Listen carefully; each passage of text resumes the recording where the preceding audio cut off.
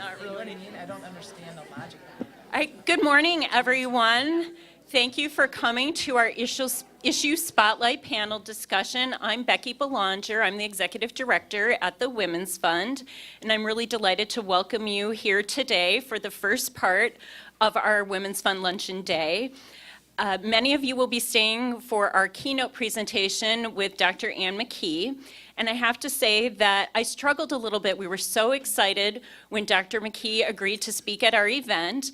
But those of you who have been here the last few years, we've been able to make a really readily made connection between our speaker's topic and the work of the Women's Fund.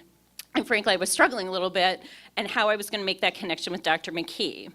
And then I was being flooded with information about Brain Fox Valley, and multiple people told me about it, and I thought this was the connection I've been looking for. It really helps connect the dots between our local community, how traumatic brain injury is impacting those in poverty, and the work of the Women's Fund for those who are in poverty. So I'm delighted to welcome you today, and I'd like to introduce Jen Zettel of the Post Crescent, who will moderate today's discussion. Oh, one last thing. There are a couple of handouts I want to make sure I point out. So there is a copy of the poster of research from Brain Fox Valley, and then in the back of the room there are some of our programs, and there is a page on the issue spotlight inside the program if you'd like to refer to that later. Thank you. All right. So as Becky said, I want to thank you all for being here today for the luncheon and for attending the Issue Spotlight panel. As she said, I'm Jen Zettel, the engagement editor at the Post Crescent. And as you know, today's speaker is Dr. Ann McKee. She's the director of the CTE Center at Boston University. Her research has made national headlines and resulted in serious conversations about the future of contact sports. Local organizations have taken her work one step further, conducting research on the impact of traumatic brain injuries brain injuries of people affected by poverty and homelessness in the Fox cities. So that local research is the focus of our Issue Spotlight panel today. And joining us are Kathy Conolly of Brain Fox Valley, Jerome Martin, Executive Director of Homeless Connections, Robin Gantzert, a women's advocate at Harbor House Domestic Abuse Services, and Dr. Jillian Schuh, Clinical Director and Pediatric Neuropsychologist at Catalpa Health. So we're going to dive in. We only have about 45 minutes. We will leave some time at the end for questions from you, so be sure to keep that in mind. To start, Kathy, could you tell us more about Brain Fox Valley and what the organization does? Well, actually, the Community Foundation was the catalyst that got us going.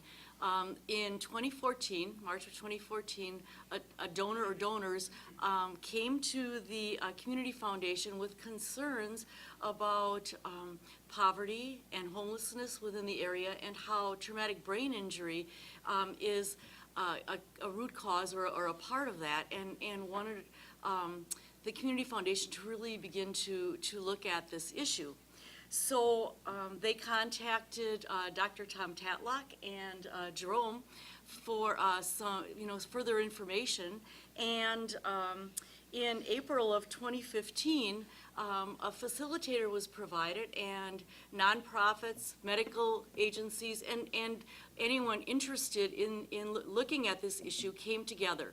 We did 4 sessions of really brainstorming and looking at the big picture. And out of that, we came out with 2 directions that we started with. One was to develop a resource guide of information and resources available to persons who have a traumatic brain injury within our community. But also another committee formed to look at assessment tools in order to really begin to assess the level of brain injury within a number of populations within our area. And they came up with it was the Ohio State University assessment tool, which was settled on as probably the best tool and the easiest to use for persons. So the next step was really to look at this issue close up and to see where we were at. And in October of 2015, we decided we needed to have a title. So we developed our title, and I wrote it out for you because it may be a little complicated, but it works. Brain of Fox Valley, and the B stands for brain injury, R, recognition, A, accommodation, I, intervention, and N, networking. So that kind of sums up who we are and our goals, what we're really wanting to do.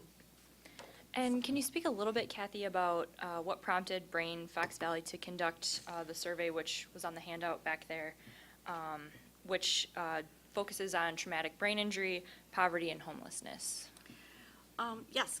Well, what we needed to do was really, we had looked at national statistics on persons who were homeless, and there were reports of a high incidence of traumatic brain injury in persons who were homeless. So, but we wanted to see what really our area looked like. What do the Fox cities look like with this? So 5 sites agreed to do assessments with the persons they worked with. And the assessment really was for the person to identify whether they ever had a head or neck injury, when this occurred, and how it occurred.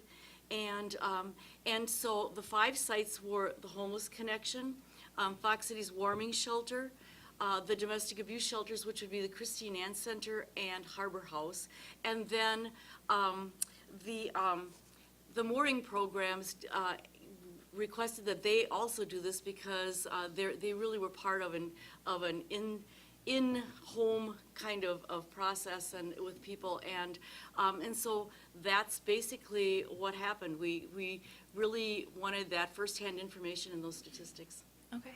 And Jillian, could you walk us through the research and what the study found? You bet.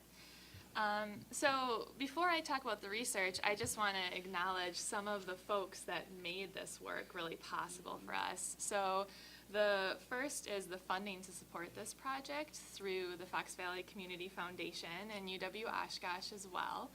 And we also were able to join up with psychologist Susan McFadden and her research team at UW-Oshkosh, and her graduate students, Danica Colbert and Carrie Kovacs, which really helped to collect, organize, and analyze a lot of our data. So we wouldn't have been able to do this without a lot of their hard work. Just to touch on to give you some numbers for some of the statistics that Kathy mentioned about those higher rates of brain injury. We know that about 1.7 million Americans are impacted by brain injury annually, and that ends up being about 5 to 10% of the general population that has brain injury. And our group really became focused at the local level on those populations that might be more vulnerable or more susceptible to brain injury. So we know through research that those that have a history of homelessness have rates of brain injury or TBI at about 50%. And for those that have a history of domestic violence, the rate tends to be about 40%. So those stats are pretty staggering, about 5 times higher than the typical population we see in more of these vulnerable populations. And Dr. McKee will be talking to us later today about other vulnerable populations, such as those in professional sports as well. So at the local level, we really wanted to focus on homelessness and domestic violence as targets. And the aim for our study then came to be, if we're suspecting that the prevalence rate of brain injury is about 40 to 50%, what does this look like in the Fox Valley? What does it look like here at home? And then once we know that, how can we better support these individuals so that they can have greater success within our community? So Kathy mentioned those 5 sites that had volunteered to participate in our study. And our goal in this was really to, as much as possible for every client that came through the door, be able to give them this screener to determine whether or not they may have had a history of a head or neck injury. Now, importantly, this screener doesn't diagnose traumatic brain injury. We're not able to do that. But we are able to kind of collect some information on potential events and symptoms that occurred at those events and the time period when those events happened that could lead us to make some conclusions about whether or not we thought there was the potential for a brain injury and whether or not that may have had some longer lasting impacts in these people's lives. So throughout the course of about 8 months, we were able to screen 330 clients, and we found that at least 76% reported having one injury over the course of their lifetime that resulted in confusion or some sort of memory loss. And those are symptoms that we typically can see with more milder head injuries, such as concussion. Perhaps there could be longer lasting impacts with those, especially if they occurred multiple times, but not necessarily.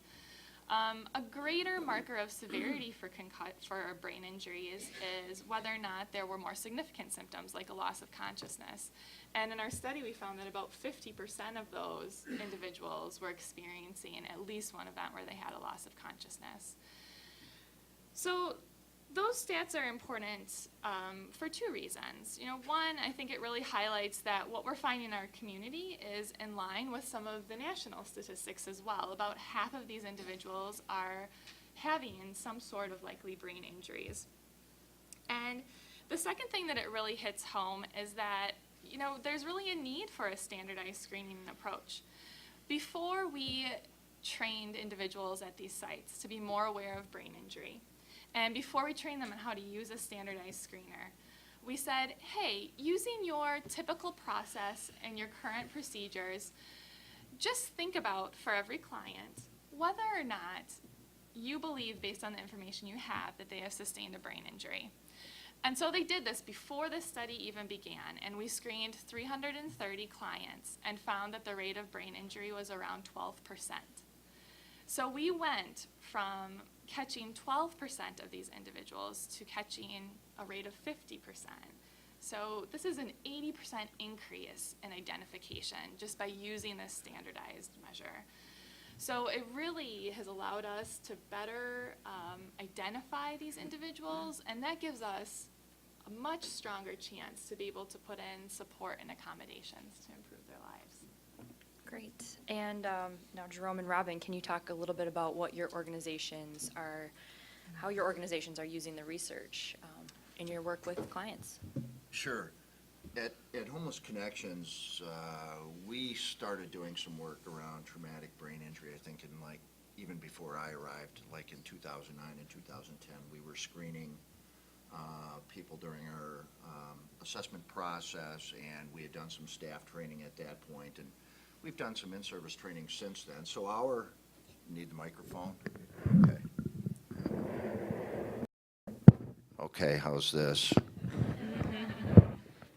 So we had done some staff training, and our staff was somewhat knowledgeable about some of the signs and symptoms of people who were living with traumatic brain injury.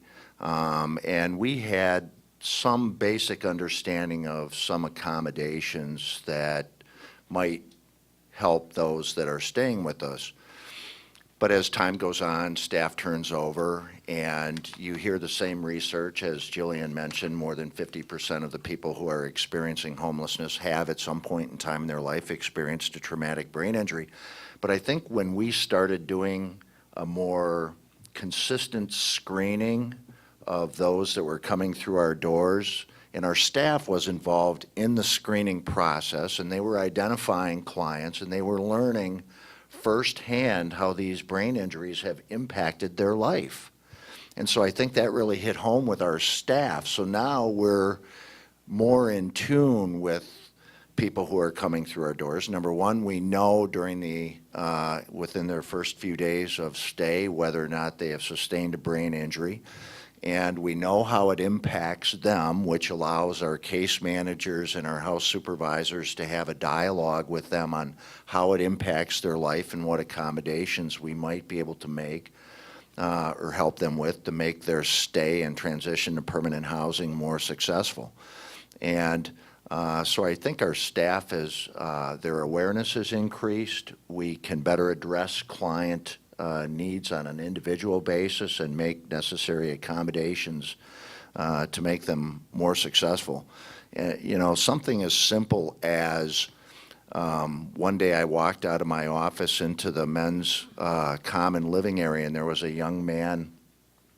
His name was Jack, and he was there, and he was wearing sunglasses in this lighted room. And, prior to receiving the training and being aware of some of the things and like light like this and how it affects people, you know, before I'd say, okay, what's going on with that guy wearing sunglasses in the grocery store? What's going on with that guy wearing sunglasses in the shelter? Is it a macho thing or what?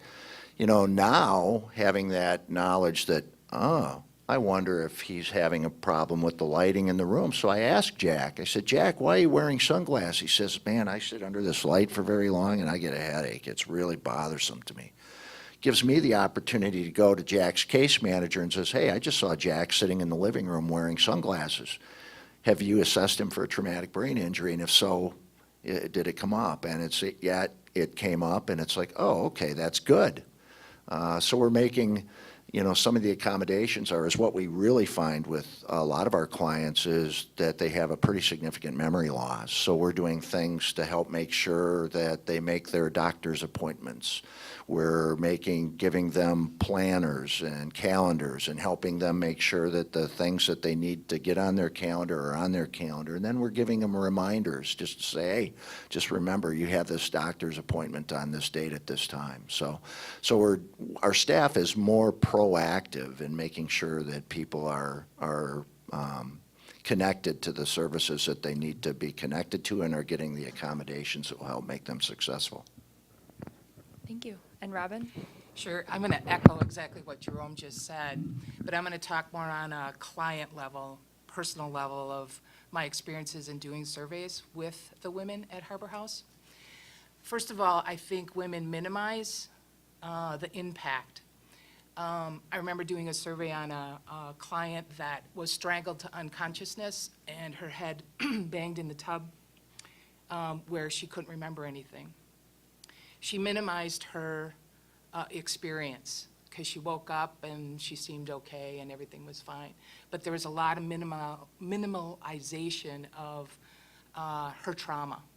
So in doing the Ohio survey, it helped her realize the impact of her memory loss, of why she couldn't, after those incidents which were repeated, why she was struggling with her life and getting her life back together and organized. She just didn't have the memory that she used to have. So when we talked about the impact of brain injury and lack of oxygen to the brain, and when your head is hit traumatically, it can affect many areas of your life. So she started crying with the realization that she's not crazy. And we help validate that she's okay and there is help. From the surveys that we did, I learned and Harbor House learned more about resources in the area that can help actually diagnose people, which was really helpful for our team. Because this is just one story I'm telling you. But at Harbor House, there are many, many women that have had loss of consciousness or head trauma. Another woman that I did a survey, she had some deafness issues, and her perpetrator would decide to hit her in the ears till they bled. And her traumatic brain injury, or the symptoms of, because I can't diagnose, was very, very severe, which it created a life cycle that she couldn't get out of in terms of success in her life. So just having this information to give to clients helps them feel better about themselves. It also helps staff when they miss appointments, when they're not following through on things, to give them the prompts, like cue cards.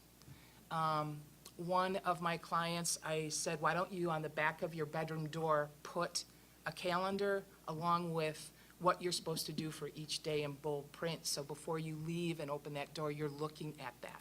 That helped her tremendously. Some others, we did phone alarms to remind them an hour before their appointment because they would forget to come to their appointment.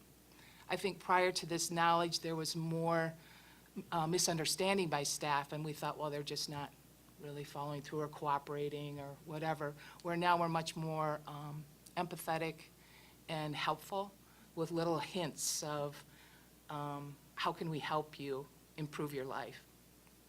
I think that's it for now. All right, wonderful. And any of you can answer this one. How are women in particular impacted by traumatic brain injury, either as the person who suffers the injury or as the caregiver? I can probably answer that one after I worked in domestic abuse for 25 years. I think that women are often the victim of abuse, and so they do suffer the injuries. And as we all know, women have to just keep going. So if you have children, or you're the sole caretaker, that type of thing, you can't stop and go, oh, something's not right. One woman that I worked with, I was noticing some issues to this, and I asked her if she had ever had physical abuse. She said yes. I asked her if she had a head injury, and she said yes. He was slamming my head into the garage floor, but she said, but I put my hands up like this. And then I explained to her, that really probably did not keep her from getting some damage. And then I asked her, did you have problems at work after this? She her eyes opened up and she said, yes. I saw women go from being supervisors at their jobs to have difficulty functioning in everyday life in that period of time meeting with them. So I think for women, they can be victims, also caregivers. SOAR provides a support group for persons who have suffered a traumatic brain injury, and also their caretakers, their family members. And in meeting with them, a lot of those caretakers, a lot of those family members are women. And at the conference, the Brain Injury Conference put on by the Brain Injury Alliance of Wisconsin in April, they had two panels, and some young women talked about their role as caregiver. They were probably in their 20s, early 30s. Their partner, one was in a motorcycle accident, and the other, I think it was a car accident. They were extremely affected by a very severe injury. And so now they had this person that, they had a relationship with, and now they're total caretakers. It's extremely, an extremely loving position to have, but also extremely difficult, as you could tell. Could I tell one story? Sure. One of many, really. We recently served a woman who reported to us that during the course of her life she had, I think, 33 brain injuries, Kathy. I'm looking at Kathy Diener, case manager. And I think some of those came from some domestic violence. During the course of her stay with us, she had applied for housing and had been denied. And Kathy started digging in, Kathy Diener, case manager, started digging into the reasons for the denial. And what she found out is that during a previous housing arrangement, she has trouble with fully understanding some of the things that are being told to her. So she misinterprets a lot of the information that is coming her way, which when she's talking to people in a business type arrangement, it leads to some frustration from her. And of course, as she's trying to explain her position, it's not connecting with the person she's talking to, because it seems like they're talking about two different things. So they both end up getting frustrated. And so when she went to apply for the housing, she got a bad reference from this one particular person who she had been working with to try and get her, I think it had to do with something about back rent or credit or something like that. Tried to get that taken care of, but because they got into this little riff and couldn't figure out how to resolve the problem, it never got taken care of. So Kathy was able to talk to the person that had made the, denied her for housing, and was able to kind of provide some information about how her brain injuries had impacted her and how she sometimes reacts and communicates and things like that. And after the landlord had a little better understanding of this person's situation and we were able to file an appeal, and she was eventually approved for housing. But if she had to do this on her own, she might still be at Homeless Connection. So it really takes, the community having a better awareness, and particularly landlords in our community or those working on housing issues, to better understand how brain injuries can impact a person's ability to do things as basic as secure housing. All right. I think one of the things that we learned that I just want to say is it's really a hands-on approach. When someone has traumatic brain injury or symptoms of traumatic brain injury, it's not like you're going to say to the person, okay, you've got an appointment at 1 o'clock on Friday. It's getting the book out, putting it down, and saying, you better write that down. And that works well. It's putting your arm around them and not just directing them, but actually, if they miss their appointment, maybe going through the building and trying to find them because they can't remember that they missed their appointment. And not shaming, but encouraging. Hey, oh, you missed your appointment. Hey, no problem. Let's meet at 2 o'clock on this day, and let's write this down so you can remember, and helping them empower themselves. Okay. All right. I just want to sum up by saying that, I think these powerful stories from Robin and Jerome and Kathy really emphasize the need for us to keep looking at brain injury in women. Women are overlooked when it comes to brain injury. The research shows that men tend to experience higher rates of brain injury than women. In our study, we found equal rates. And that's largely because that population of women in domestic violence situations has really been overlooked. When you think about a lot of the research looking at brain injury, it has to do with veterans that maybe have sustained blast injuries, with professional sports. Only very, very recently has this question come up of how is brain injury in the domestic violence population? And so it's such an important question, and it's especially important because these stories really highlight that these aren't one-time events, but they're multiple events, multiple injuries, and relationships that could go on for years. And we know that when it comes to brain injuries, that one of the biggest risk factors for long-lasting impact and symptoms is when you have these period of repeat injuries that occur over time. So this is really kind of the invisible and missed population that deserves a lot more attention in the care that we give, but a lot more attention in the research as well. We really have a lot that we need to learn from this population. All right, we have time for one more question before we open it up to audience questions.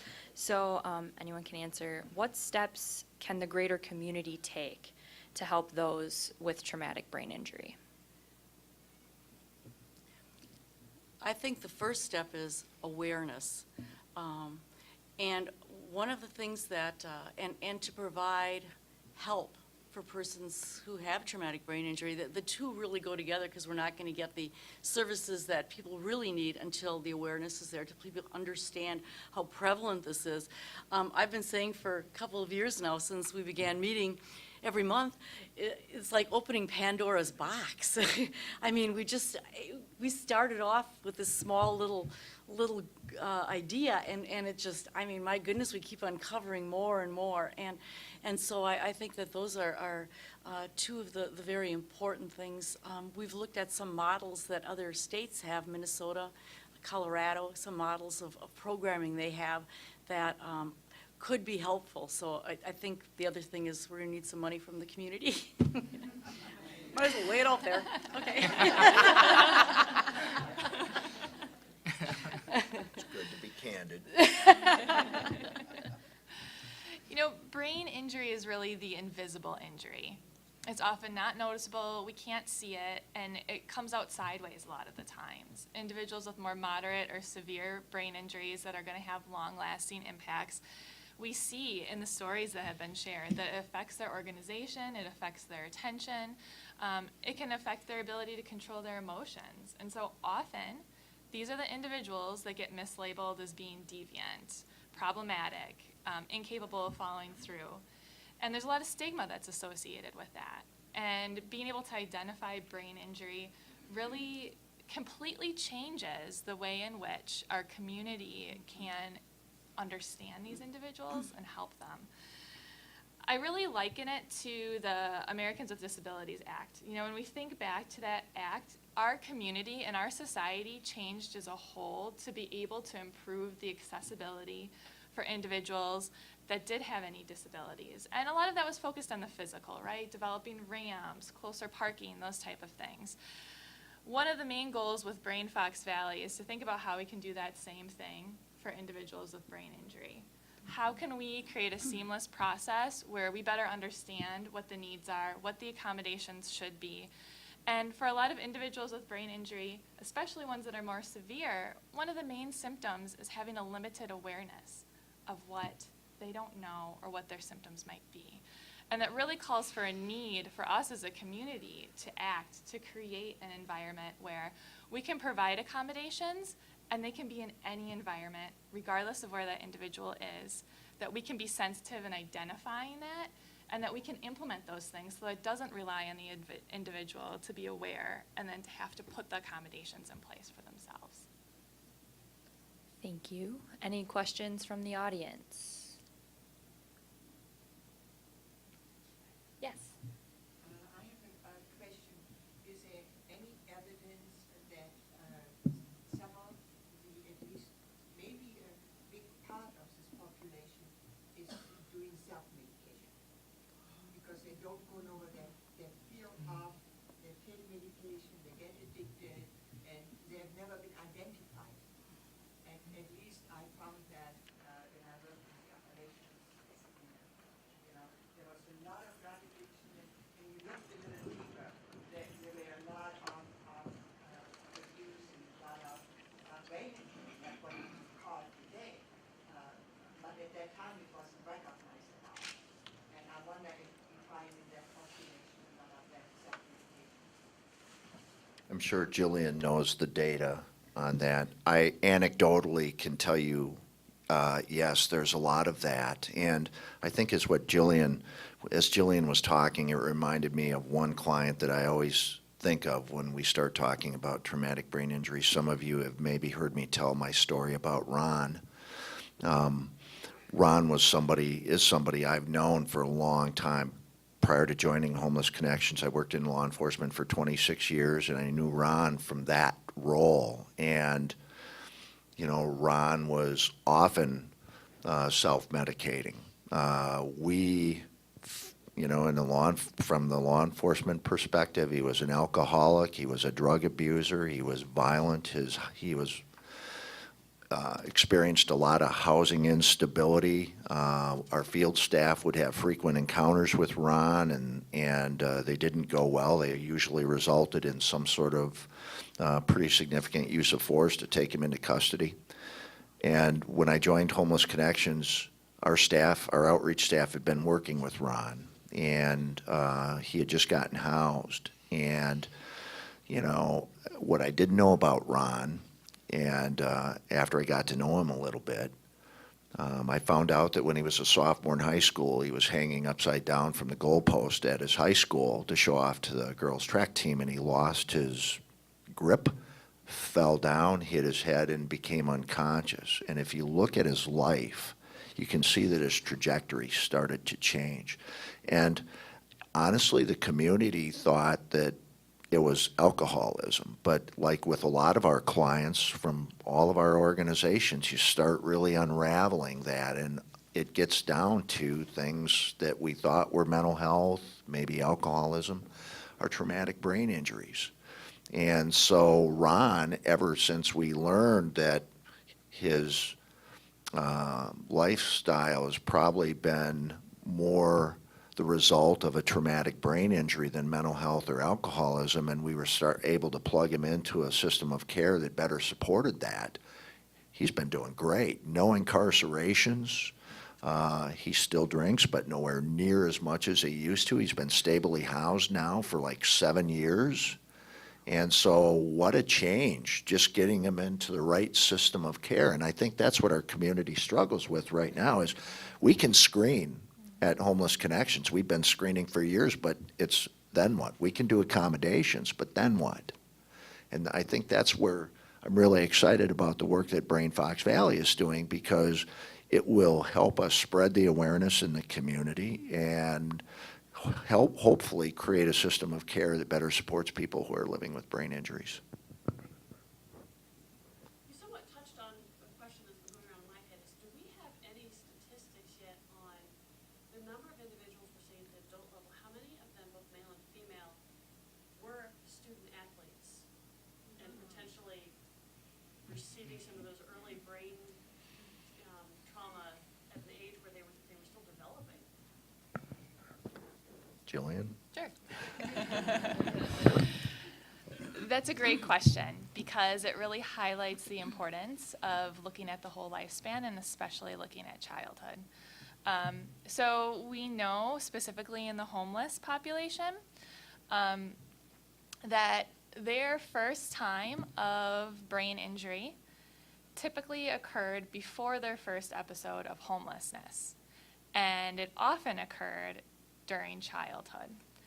And I think that really sets the stage for us to think about the importance of early identification. And as Jerome was saying, the idea that screening is an important part of the process, but it's not the end.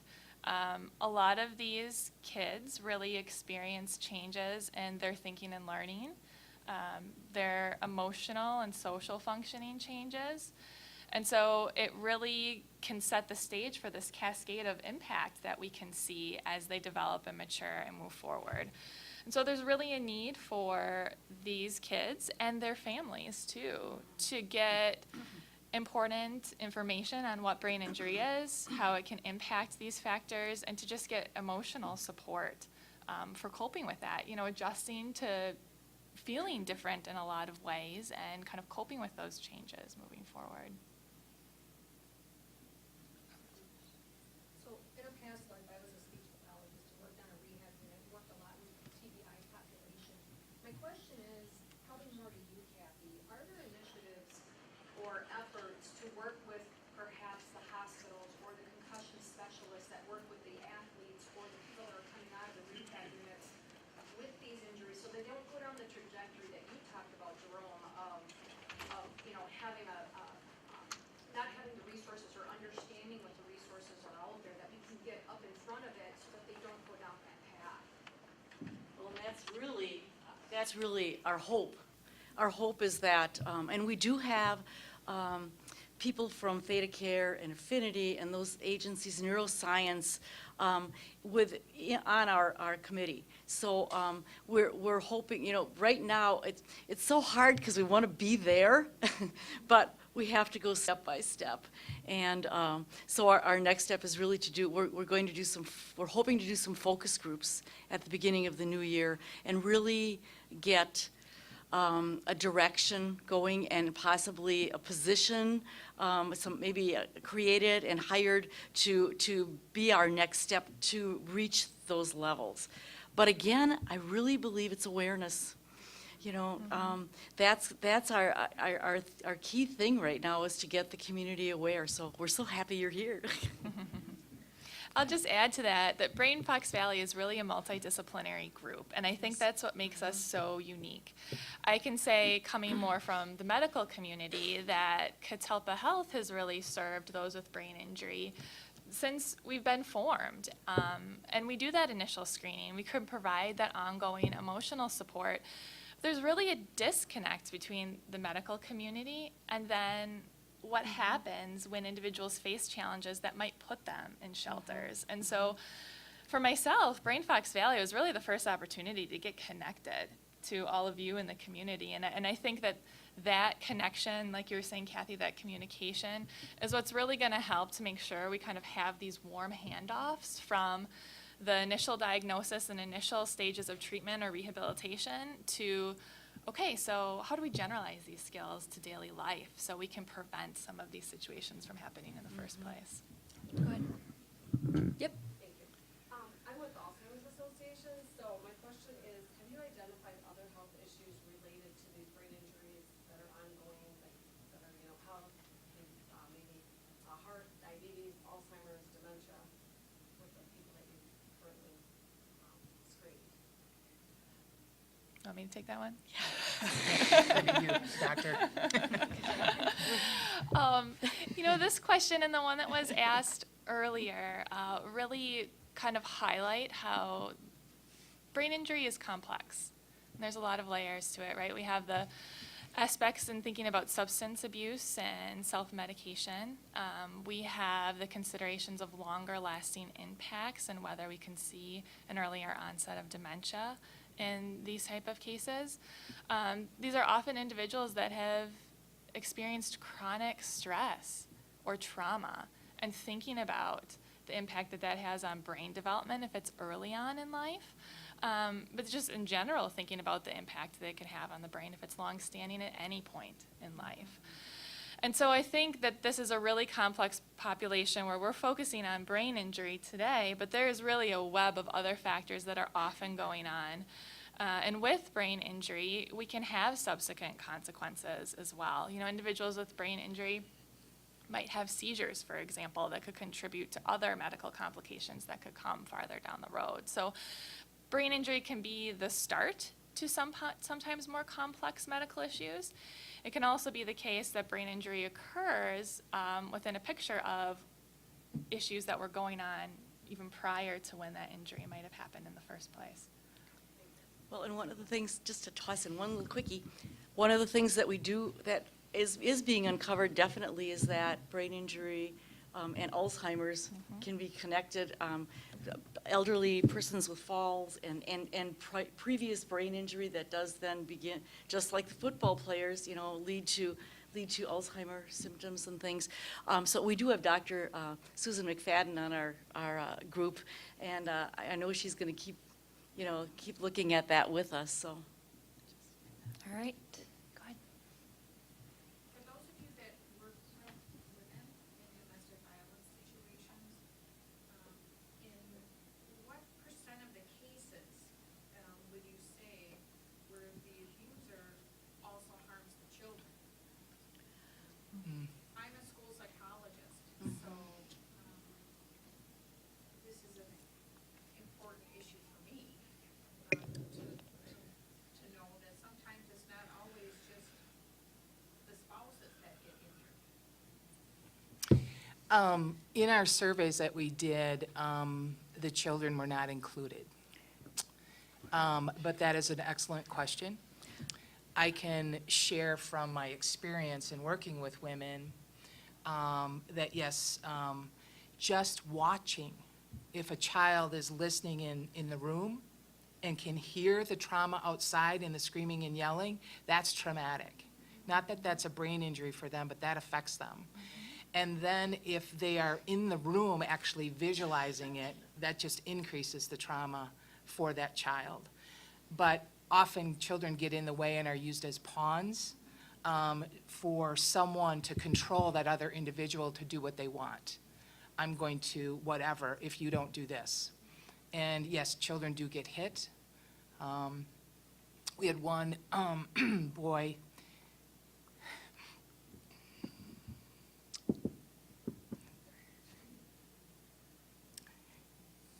I'll get it out.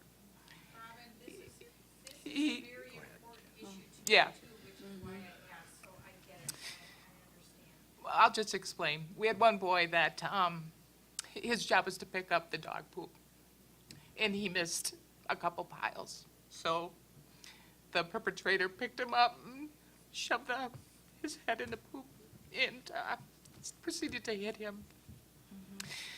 So, yeah, it's real. It goes on. Sorry for the tears, So. but I can jump in for a minute. I began my work in domestic abuse as a children's advocate, and children oftentimes a woman leaves when the children are starting to get physically abused.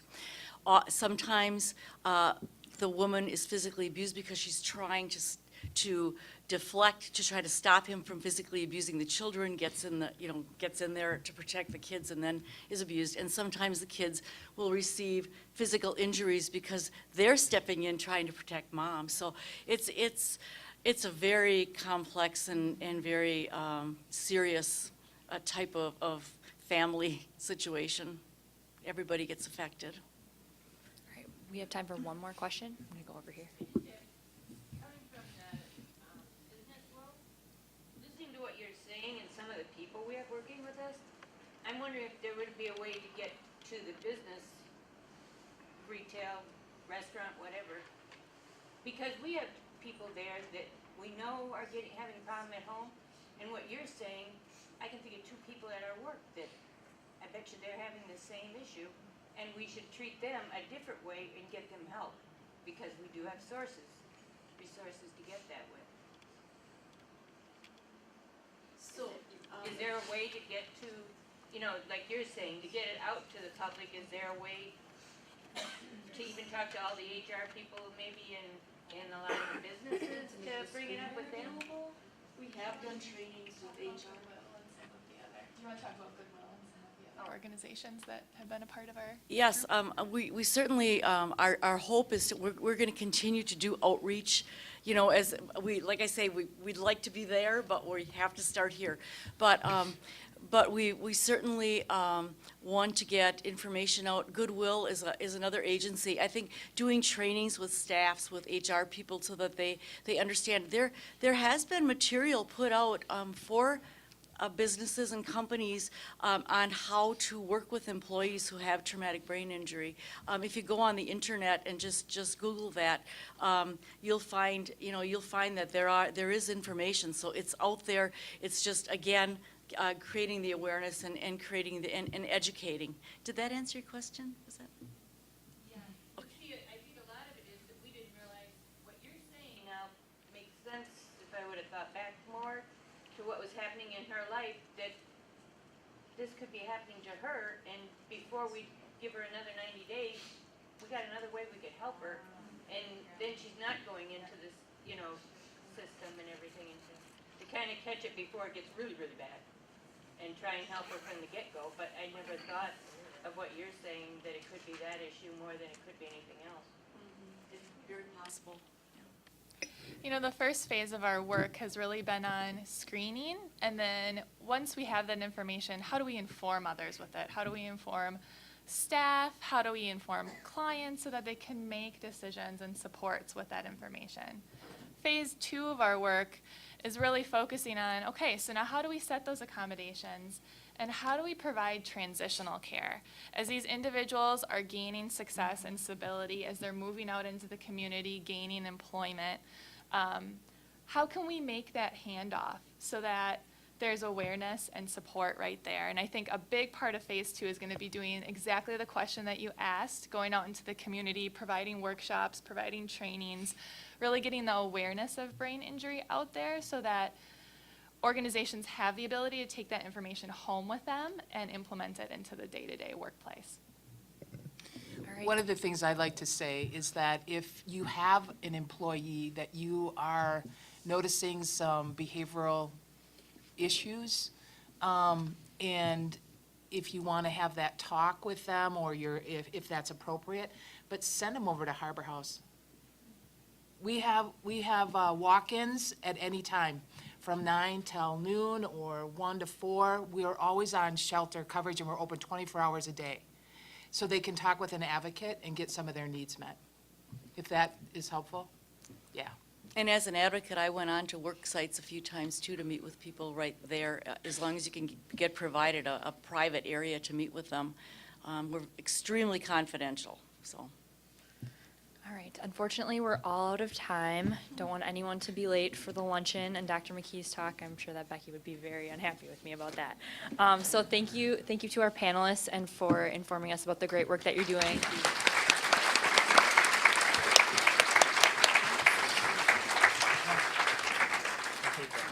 And thank you to all of you for being here. Enjoy the rest of the event. So many people in the audience.